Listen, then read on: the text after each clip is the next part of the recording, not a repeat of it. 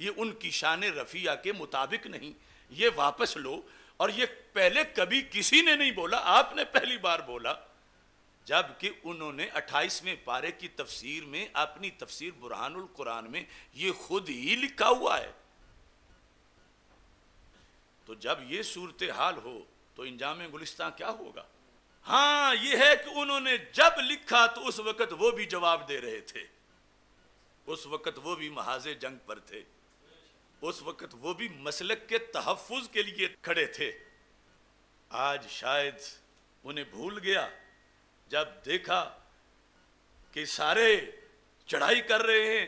میں ان کے لحاظ سے بہت نرم رویہ رکھتا ہوں کہ انہوں نے یہاں تک ہی کہا کہ نامناسب لفظ ہیں، لیکن کاش کہ وہ اپنی تفسیر میں پڑھ لیتے کہ یہ نامناسب تو انہوں نے خود بھی لکھے ہوئے ہیں، یعنی توہین والے، گستاخی والے اور کیا کیا، وہ تو سارے بات کے ہیں۔ تو جب یہ صورتحال ہے، اگر کسی نے بھی یہ جواب دیا ہے، لوگ کہتے ہیں کہ تم پہلے ہو جنہوں نے یہ لفظ بولے ہیں، میں دعوے سے کہتا ہوں کہ 14 صدیوں میں جس نے روافض کے اس اعتراض کا جواب دیا ہو اور یہ لفظ بولے بغیر دیا ہو، مجھے ایک بندہ بھی دکھا دو 14 صدیوں۔ اگر دیا نہیں تو پھر وہ اس محاذ جنگ پہ نہیں، وہ علیحدہ باس میں ہیں، تو انہوں نے بولنا نہیں تھا۔ وہ 2 مقامات پر تو ہم خود کہہ رہے ہیں کہ بولنا جائز ہی نہیں۔ ہمارے خلاف دلیل پیش کرو 14 صدیوں میں سے کہ جس نے روافض کے اس اعتراض کا جواب دیا ہو، جب وہ پورے دین پہ حملہ کر رہے ہیں اور سارا معاذ اللہ جرم جو ہے وہ دوسری طرف سیدنا صدیق اکبر رضی اللہ تعالیٰ عنہ کی طرف منسوب کر رہے ہیں کہ سیدہ پاک رضی اللہ تعالیٰ عنہ تو معصوم تھیں، وہ تو خطا کر ہی نہیں سکتی تھیں، ناجائز کام کا ارتکاب کر ہی نہیں سکتی تھیں، وہ تو اپنا حق مانگ رہی تھیں، وہ تو خطا کر ہی نہیں سکتی تھیں، اور جو کچھ معاذ اللہ دوسری طرف سے ہوا وہ سب حضرت صدیق اکبر رضی اللہ تعالیٰ عنہ پر وہ ڈال رہے ہیں۔ اب یا تو یہ کہو کہ وہ ڈالتے رہیں،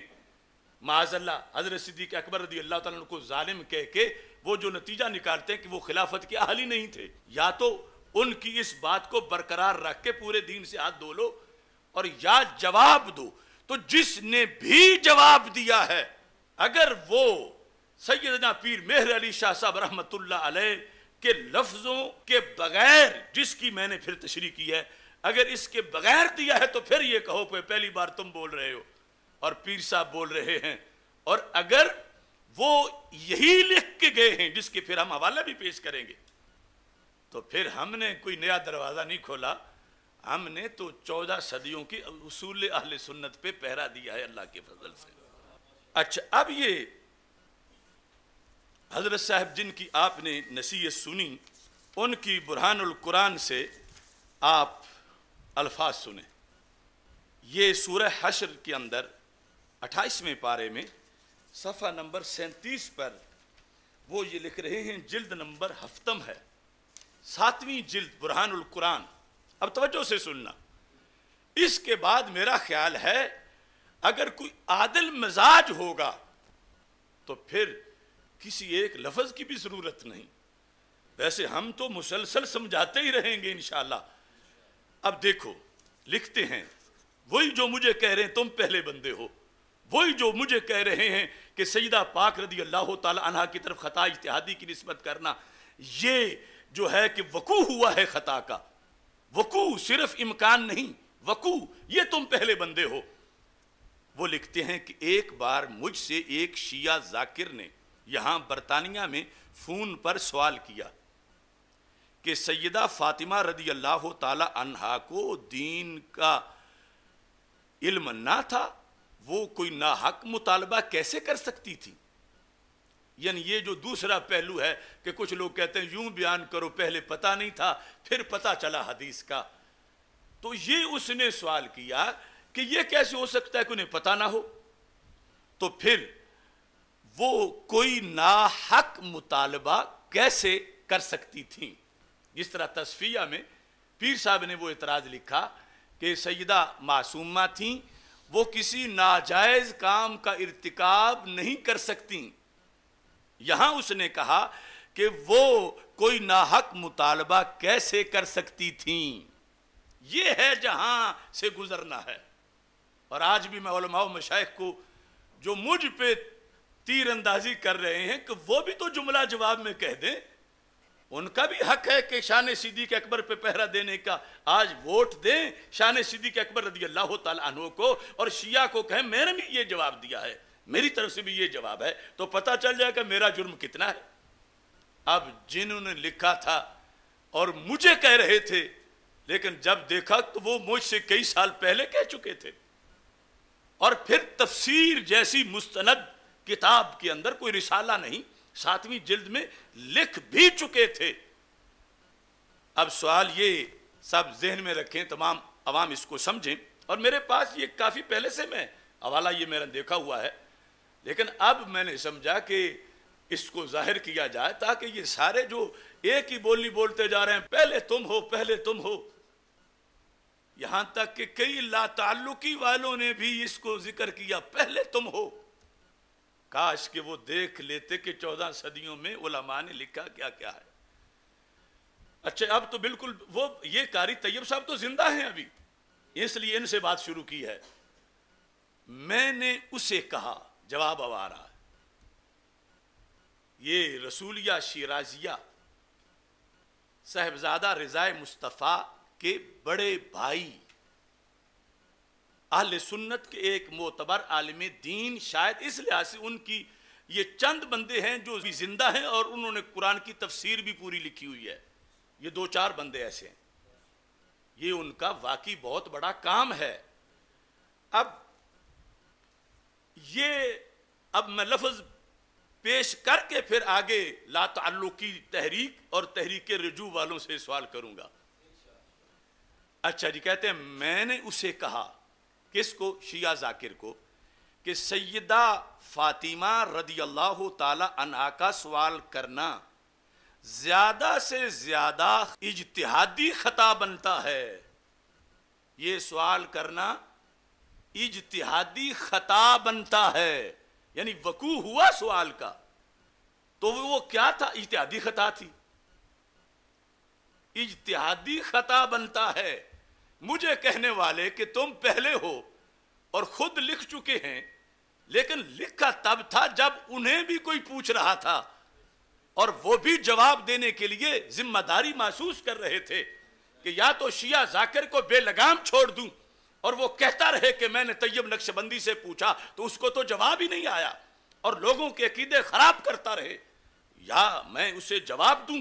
تو پھر جو جواب لفظوں میں دیا وہ لکھ کے اقرار بھی کیا کہ میں نے بھی بولا ہوا ہے، یہ صرف لکھا ہی نہیں۔ اب بولا کیا ہے کہ میں نے کہا کہ سیدہ فاطمہ رضی اللہ تعالی عنہا کا سوال کرنا زیادہ سے زیادہ اجتہادی خطا بنتا ہے۔ اب آگے میرے والی بات کر رہے ہیں، کیسے؟ کہتے ہیں کہ کیا انبیاء کرام علیہ السلام سے اجتہادی خطا واقع نہیں ہوئی؟ کیا قرآن نے حضرت آدم علیہ السلام کا شجر ممنوعہ سے کھانا ذکر نہیں کیا؟ یہ اس کو جواب میں کہہ رہے ہیں کہ اگر ایک عظیم پیغمبر صلی اللہ علیہ وسلم کے بارے میں قرآن کہہ رہا ہے کہ انہوں نے شجر ممنوعہ گندم کا دانہ کھایا اور ان سے اجتہادی خطا ہوئی، یہ ہمارے ہزاروں اکابر نے لکھا ہوا ہے، شیعہ کو جواب دیتے وہ قرآن کا حوالہ دے رہے ہیں، تو یہ کہتے ہیں کہ میں نے یہ صاحبزادہ طیب نقشبندی صاحب اس ذاکر کو کہہ رہے ہیں کہ سیدہ نے جب مطالبہ کیا تھا تو یہ زیادہ سے زیادہ خطا اجتہادی بنتی ہے، اور خطا بننا یہ کوئی مسئلہ نہیں، اس واسطے کہ آدم علیہ السلام سے جو ہو گئی، جو نبی تھے، تو جو غیر نبی سے ہو جائے تو اس میں کیا مسئلہ بنے گا؟ سمجھ آ رہی ہے نا آپ کو؟ جواب سنو، میں نے اسے کہا کہ سیدہ فاطمہ رضی اللہ تعالی عنہا کا سوال کرنا، اب یہ بھی سنو، سوال کرنا سے مراد مسئلہ پوچھنا نہیں ہے، سوال کرنا سے مراد اپنے حق کا مطالبہ کرنا، یعنی سألت فاطمہ تو رضی اللہ تعالی عنہا کا مطلب یہ نہیں کہ وہ سیدنا صدیق اکبر رضی اللہ تعالیٰ عنہ سے یہ پوچھ رہی تھی کیا فرماتے ہیں علماء دین اس مسئلہ کے بارے میں، وہ کوئی سوال اس طرح کا نہیں تھا، وہ تھا حق مانگنا، تو یعنی اپنے اجتہادی دلیل کی بنیاد پر جو سمجھا ہوا تھا کہ میرا حق بنتا ہے، تو وہ دعویٰ کیا انہوں نے، اور دعویٰ دلیل کے بغیر نہیں، ان کے پاس دلیل تھی، لیکن وہ دلیل جو ہے اس کے مقابلے میں سیدنا صدیق اکبر رضی اللہ تعالیٰ عنہ کی دلیل اجتہاد کے لحاظ سے اور ویسے وہ فائق تھی۔ تو اس بنیاد پر یہ کہتے ہیں کہ زیادہ سے زیادہ اجتہادی خطا سوال کرنا زیادہ سے زیادہ اجتہادی خطا بنتا ہے۔ اب یہ کلیئر کرنا چاہتے ہیں کہ یہ میں جو کہہ رہا ہوں کہ یہ جرم نہیں ہے، یہ کوئی ایسی بات نہیں جو ان کے شایان شان نہ ہو۔ مجھے تو کہہ رہے تھے نا کہ یہ شایان شان نہیں، مذہب تمہارا صحیح ہے، موقف صحیح ہے، یہ آخری حد ہے نا مخالفین کی کہ موقف صحیح ہے لیکن لفظ شایان شان نہیں، بدل لو۔ تو اب یہ ان میں سے وہ ہیں کہ جنہوں نے لکھا ہوا بھی ہے، اور باقی کا لکھا ہوا جس کا بھی ہے اگر ملے گا تو یہ بات ملے گی اگر انہوں نے کہیں جواب دیا یا تقریر اگر کی ہے اس کا جواب دیتے ہوئے تو یہ بات انہوں نے بھی کی ہوگی، لیکن حافظے میں نہیں، یا آج پھر یہ ہے کہ یہ قابو نہیں آتا تھا اب آ گیا ہے، اچھی طرح اس پہ چڑھائی کر لو۔ اب دیکھو وہ اعتراض دور کرنے کے لیے کہ کوئی یہ نہ کہے کہ سیدہ پاک رضی اللہ تعالی عنہا کی طرف تم نے یہ کر دیا کہ وہ خطا اجتہادی انہوں نے کی، کہتے ہیں اور کیا انبیاء کرام علیہ السلام سے اجتہادی خطا واقع نہیں ہوئی؟ سوالیہ نہیں، یعنی مطلب ہے کہ واقع ہوئی ہے، تو جب ان سے ہوئی ہے تو ان کے شایان شان ہے، تو جو نبی کے شایان شان بات ہو غیر نبی کے کیوں نہیں؟ یہ دلیل دے رہے ہیں، اور ساتھ یہ کہہ رہے ہیں کیا قرآن نے حضرت آدم علیہ السلام کا شجر ممنوعہ سے کھانا ذکر نہیں کیا؟ یعنی ذکر کیا ہے۔ تو اس انداز میں بتانے لگے کہ میں نے جو جملہ لکھا ہے کہ زیادہ سے زیادہ اجتہادی خطا ہوئی ہے، میں کوئی ناجائز نہیں لکھ رہا،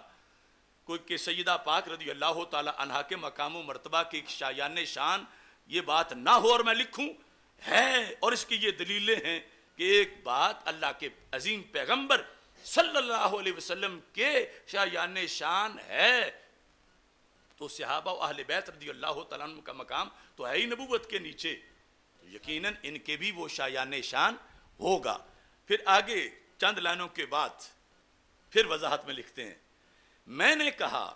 جب انبیاء علیہ السلام سے بھی اجتہادی خطا ہو سکتی ہے، اگلا جملہ دیکھو، تو سیدہ خاتون جنت رضی اللہ تعالی عنہا سے کیوں نہیں ہو سکتی؟ اب یہ آپ ان کی اصل تفسیر یعنی یہ دیکھیں، آپ کو سکرین پر یہ سارے الفاظ نظر آ رہے ہیں۔ اب مجھے بتایا جائے، میں سوال کرتا ہوں ان سجادہ نشینوں سے کہ جو بٹھا کے انہی لوگوں کو، اب یہ جو ہیں یہ حضرت آستانہ عالیہ مقدسہ کیلا والا شریف کے مرید ہیں، ان کی تفسیر ہے، تو اب شرک پور شریف سے کیا ان کو بھی گستاخ قرار دیا جائے گا؟ اور میں کہتا ہوں صاحبزادہ رضا مصطفیٰ نقشبندی صاحب سے کہ آپ بھی تحریک رجوع میں ہیں کہ ڈاکٹر صاحب کو کہو ضد نہ کریں، یہ لفظ واپس لے لیں، تو پہلے اپنے بھائی سے تو واپس کروا لے کہ جنہوں نے کئی سال پہلے لکھا ہوا ہے اور بار بار لکھا ہوا ہے، کم از کم اسی صفحے پہ 2 بار تو لکھا ہے اور ساتھ دلیلیں بھی دی ہوئی ہیں، یعنی ایسا نہیں کہ سبقت لسانی ہو گئی۔ میں پھر کہتا ہوں جو میں نے بولا تھا سبقت لسانی کی وجہ سے نہیں، عظمت ایمانی کی وجہ سے بولا تھا۔ آج کئی طرف سے یہ سننے کو مل رہا ہے کہ ضد کر رہا ہے، اڑ گیا ہے، اڑ گیا ہے، اڑ گیا ہے۔ میں کہتا ہوں اڑ نہیں گیا، بزرگوں کا عقیدہ پڑ گیا ہے۔ اس واسطے اب ہوائیں طوفان جو بھی ہو، ہم نے کوئی کہتا ہے بزرگوں کی اولاد کا ساتھ دو، میں کہتا بڑے محترم ہیں سارے، ادب کرتا ہوں سب کا، مگر پہلے بزرگوں کا اعتقاد ہے پھر بزرگوں کی اولاد ہے۔ اگر بزرگوں کے اعتقاد سے انحراف ہو جائے تو اولاد کے ساتھ رہنے کا فائدہ ہی کوئی نہیں ہوگا۔